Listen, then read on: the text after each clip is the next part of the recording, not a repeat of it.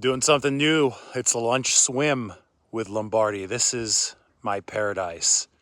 High Sierra, empty lake, Tuesday afternoon. I still work today, but I just swam across this whole thing. This is Shaver Lake, just above Fresno, about an hour above Fresno, one of the great secrets of the Sierra Nevada in California. So how is everybody doing? I'm doing great. There's nothing more therapeutic than some of this water. I can't call it icy anymore because it's already May 31st. It's warmed up a little bit, but it's not hot yet up here. We're over a mile high, and I think it's in the 60s today. It gets down to the 40s at night, so the water's still a little chilly. I am in my wetsuit. Probably going to stick the hat on here in a little bit, but what better than a lunch with Lombardi from a place this pristine? I'll show you exactly where I swam here in a little bit, but wanted to talk a little bit about the 49ers coaching staff today, because on the offensive side of the ball, it's going to be really different this year.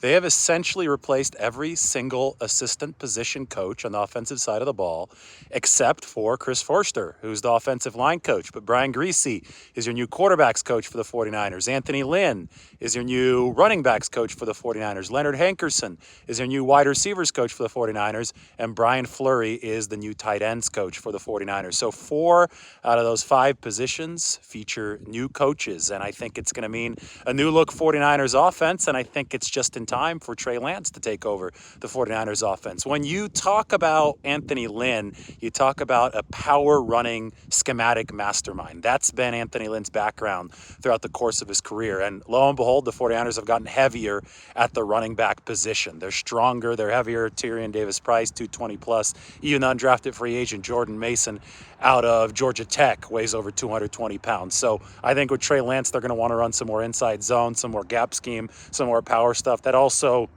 really, I think, corroborates with some of the maulers they have up front on that offensive line. Then you look at the receiver position and the tight end position, and you could tell that Kyle Shanahan is trying to get schematically more intricate, because I think he's going to be mixing a little bit more run and pass. The QB is going to be able to run now. So with Leonard Hankerson, you've got a guy who used to play for Kyle Shanahan, used to be a wide receiver for Shanahan back in the day with Washington, came into the league in 2011, back when the lockout made it hard to learn the position, and Hankerson did just fine, ended up sticking in the NFL for a few years. So I like the direction, the schematic prowess, the direction that the 49ers are going as far as the coaching in the wide receiver room. And it's a really similar direction that they're going in when you look at the coaching in the tight end room with Brian Fleury, who's actually never specifically coached tight ends before, but he's a former college QB who is just a total brainiac, who's coached outside linebackers, who can apply his defensive coaching experience to working with that tight end position. And I got a big piece coming up soon on Brian Fleury. So that's going to be on The Athletic. You can subscribe, check that out.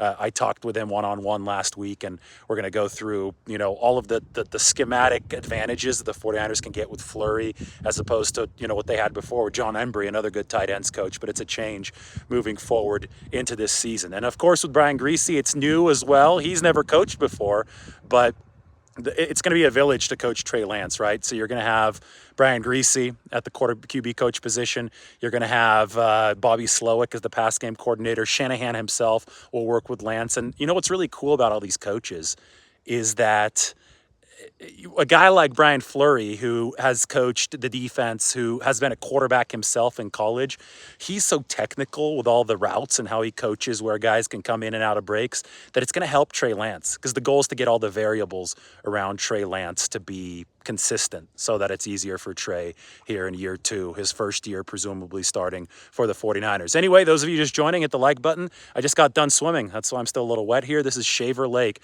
up in the High Sierra. So we're going to flip this camera around and show you guys where I was. I mean, it's absolutely pristine today. Water temperature in the 60s. Obviously, I have a wetsuit on.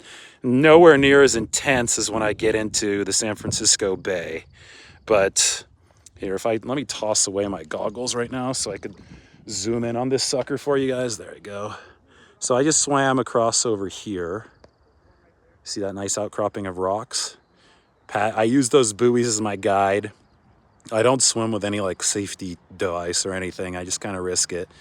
Thankfully, not a lot of motorboats out here today, so I think I was easy to spot. And I don't know how easy I was to spot, but since there are no boats, that wasn't an issue.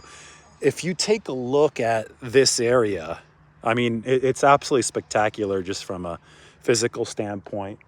Right now, you can't really see it because I'm too close here into the lake, but if you go up to the mountain right here, you could see it on this one. You could see this is where the creek fire hit a couple summers ago in 2020. You see all that burnt out forest. So I don't want to give away too many secrets because this is one of the hidden gems of the state of California. But any support that this area can get business-wise after the devastation of what was at the time the largest fire in California history would be great. It really is awesome up here. You could ski up here. There's several lakes. Shaver Lake is just one of a string of lakes that are used for hydroelectricity. So you've got Shaver, which is right here that I'm actually standing in here in my wetsuit. You got Huntington Lake, Edison Lake, and Florence Lake, and they just pump water in between all those lakes to generate electricity for Southern California Edison. There's a couple other lakes here, Courtright Reservoir and Wishon Reservoir, that are both used to power the Bay Area. PG&E owns the rights to those lakes. So it's a fascinating, pristine area. You can do your skiing, you can do your water skiing, you can do your hiking up here. I'm going to do some grilling a little bit later today. But what a spot for lunch with Lombardi. Now, it's a lot calmer to swim in these waters than the bay.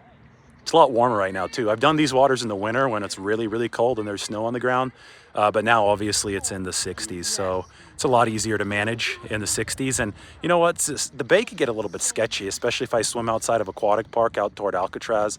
One time I had a seal follow me in. It was just kind of like stalking me on the way in. And we all know when seals follow you, sharks might be around. I'm not afraid of them, but the seal following me in was a little sketchy. That doesn't happen in the lake. I just get to see some friendly fish. I get to swim out by the rocks, so it's all good. Anyway, look for the article on Brian Fleury, 49ers wide receivers coach. That's going to be coming up. 49ers tight ends coach, new 49ers tight ends coach. It's going to be come up in athletics soon. I'll make a video on that one. Hopefully you enjoyed this little quick overview of the 49ers new offensive coaching staff in Shaver Lake. I have to go finish drying off and get back home so I can grill. So everybody take care. Nice seeing you on this Tuesday afternoon, and I'll be back out on that 49ers practice field tomorrow with all your videos and updates. So like and sub to the channel. Take care, everybody.